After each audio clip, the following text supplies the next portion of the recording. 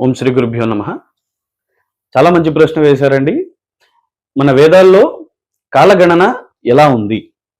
ఇప్పటి ఆధునికమైన లెక్కలకి మన వేదాల్లో చెప్పిన లెక్కలకి ఏమైనా పొంతన సరిపోతుందా?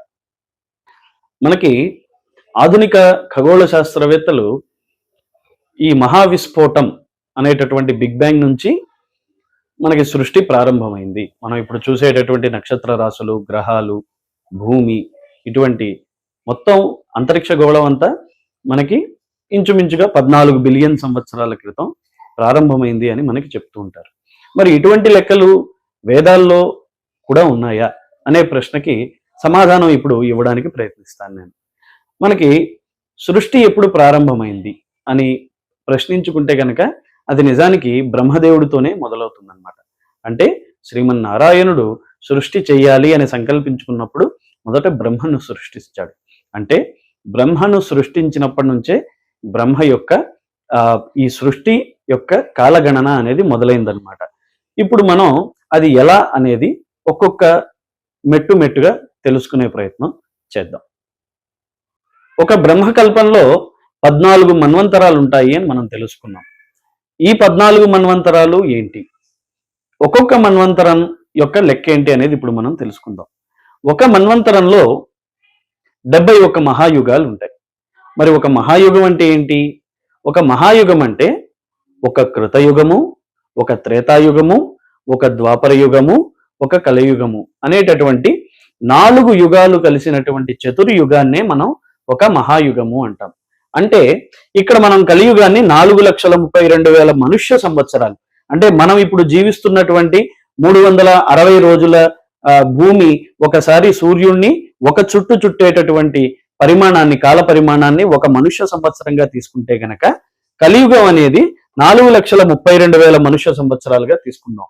అప్పుడు ద్వాపర యుగం కలియుగానికి 2 ఉంటుందన్నమాట.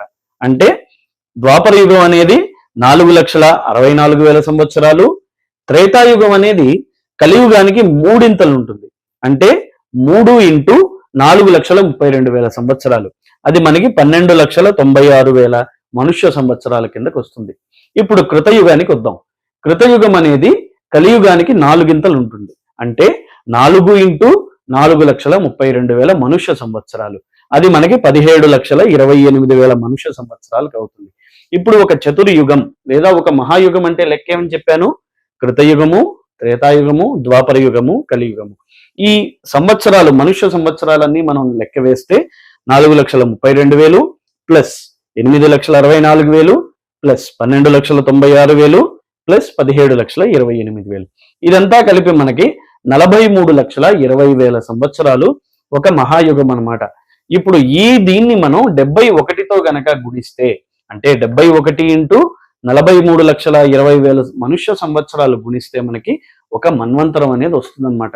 మనం ఇప్పుడు ఏ మన్వంతరంలో ఉన్నాం? మన సంకల్పం ప్రకారం వైవస్వతుడు అనేటటువంటి సూర్యుడి యొక్క కుమారుడు, వివస్వతుని యొక్క కుమారుడైనటువంటి వైవస్వత మన్వంతరంలో ఉన్నామన్నమాట. మనం ఒక మహాయుగాన్ని 43,20,000 మనుష్య సంవత్సరాలకి లెక్క వేశాం. అంటే ఒక మహాయుగం 43,20,000 మనుష్య సంవత్సరాలు. ఒక మన్వంతరాన్ని మనం ఇంచుమించుగా 71 లేదా 72 మహాయుగాలుగా శాస్త్రంలో పేర్కొన్నారు. అందువల్ల మనం 71.5 అనే ఒక ఉరామరిక లెక్కని తీసుకుందాం. ఇలా తీసుకోవడానికి కారణం ఏంటి అంటే, మనకి యుగ సంధులు అని జరుగుతూ ఉంటాయి. ప్రతి మహాయుగంలో ఉన్నటువంటి 4 యుగాల్లోనూ ఒక యుగం నుంచి ఇంకో యుగానికి వెళ్లే మధ్యలో యుగ సంధి అని కొంతకాలం పూర్వపు యుగం తాలూకు లక్షణాలు, రాబోయే యుగం తాలూకు లక్షణాలు రెండూ కలిపి జరుగుతూ ఉంటాయి. దీనికి ఉదాహరణగానే మనం ధర్మ యుద్ధమైనటువంటి కురుక్షేత్ర యుద్ధాన్ని మనం ద్వాపర యుగాంతం, కలియుగం ప్రారంభంలో చూసాం. అంటే ద్వాపర యుగం తాలూకు ధర్మ లక్షణాలు పాండవులుగాను, కలియుగం తాలూకు అధర్మ లక్షణాలు కౌరవసేనగాను ఇద్దరూ కలబడి ఒక ధర్మ యుద్ధాన్ని చేసుకున్నది ఈ యుగ సంధిలోనే అన్నమాట. ఈ విధంగా మనకి ప్రతి యుగంలోనూ యుగ సంధులు ఏర్పడుతూ ఉంటాయి. ఇలా మనం మన్వంతరాలు, కల్పం తాలూకు లెక్కల వరకు తీసుకుంటే ఆ లెక్కని మనం సరి చేసుకోవడానికి ఒక ఫ్రాక్షన్ ని మనం ఇక్కడ యాడ్ చేసుకోవాల్సి ఉంటుంది అనమాట. అందువల్ల ఒక మన్వంతరాన్ని 71.5 ఒక మన్వంతరాన్ని 71.5 మహాయుగాలుగా మనం ఇక్కడ పేర్కొన్నాం. అంటే 71.5 మల్టిప్లైడ్ బై దాన్ని మనం 43,20,000 మనుష్య సంవత్సరాలతో గనక గుణిస్తే మనకి ఇంచుమించుగా 30,88,80,000 మనుష్య సంవత్సరాలు ఏర్పడతాయి అన్నమాట. ఇది ఒక మన్వంతరం. ఇప్పుడు మనం ఇంతకు ముందు చెప్పినట్టుగా వైవస్వత మన్వంతరంలో ఉన్నాం. ఇటువంటి మన్వంతరాలు ఎన్ని జరగాలండి? ఇటువంటి మన్వంతరాలు 14 జరగాలి ఒక బ్రహ్మకల్పం అంటే. అంటే 14 30,88,30,30,000 మనుష్య సంవత్సరాలతో గుణించాలన్నమాట 14ని. మీరు గనక ఈ 14ని 30,88,80,000 మనుష్య సంవత్సరాలతో గుణిస్తే మీకు సరిగ్గా ఈ లెక్క వస్తుంది. ఎంతండి ఇది? 432 కోట్ల మనుష్య సంవత్సరాలు అన్నమాట. దీన్ని మనం 1000 మహాయుగాలుగా పేర్కొనొచ్చు. ఒక మహాయుగం అంటే ఎంతన్నాం? 43,20,000 సంవత్సరాలు. దీన్ని కనుక 1000తో గుణిస్తే మీకు సరిగ్గా మళ్ళీ ఈ లెక్కే వస్తుంది. 432 కోట్ల మనుష్య సంవత్సరాలు అన్నమాట. మరి ఇది రైటా రాంగా, కరెక్టా లేదా తప్ప అనే దానికి ప్రూఫ్ ఎక్కడుంది అంటే మీకు ఋగ్వేదంలోను అదేవిధంగా అధర్వణ వేదంలో ఉన్నటువంటి మహానారాయణోపనిషత్తులో కూడా బ్రహ్మకల్పం అనబడేటటువంటి బ్రహ్మ ఒక రోజు యొక్క పరిమాణం ఎంత అని వాళ్ళు శ్లోకంలో వర్ణిస్తూ అది ఇంచుమించుగా 1000 మహాయుగాలు, సహస్ర మహాయుగం అని చెప్పి వాళ్ళు పేర్కొన్నారనమాట. ఈ సహస్ర మహాయుగమే మనకి 432 కోట్ల మనుష్య సంవత్సరాలతో తేలుతుంది.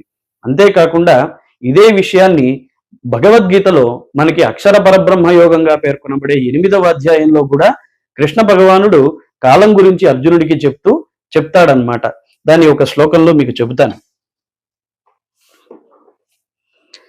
మనకి భగవద్గీత 8వ అధ్యాయం అందులో చెబుతూ సహస్ర యుగ పర్యంతం అహర్యే బ్రహ్మణో విదుహు రాత్రిం యుగ సహస్రాంతాం తే అహోరాత్ర విదో జనాహ అని చెప్పాడనమాట. అంటే ఓ అర్జున, బ్రహ్మ యొక్క కాలం ప్రకారం 1000 మహాయుగాలు బ్రహ్మకి పగలు, అదే మళ్ళీ 1000 మహాయుగాలు బ్రహ్మకు ఒక రాత్రి. ఈ విధంగా 2000 మహాయుగాలు బ్రహ్మకి ఒక రోజు అని చెప్పాడనమాట. దాన్నే మనం బ్రహ్మకల్పంగా ఇక్కడ వ్యవహరిస్తున్నాం. ఇప్పుడు ఈ ఒక బ్రహ్మకల్పం అనేది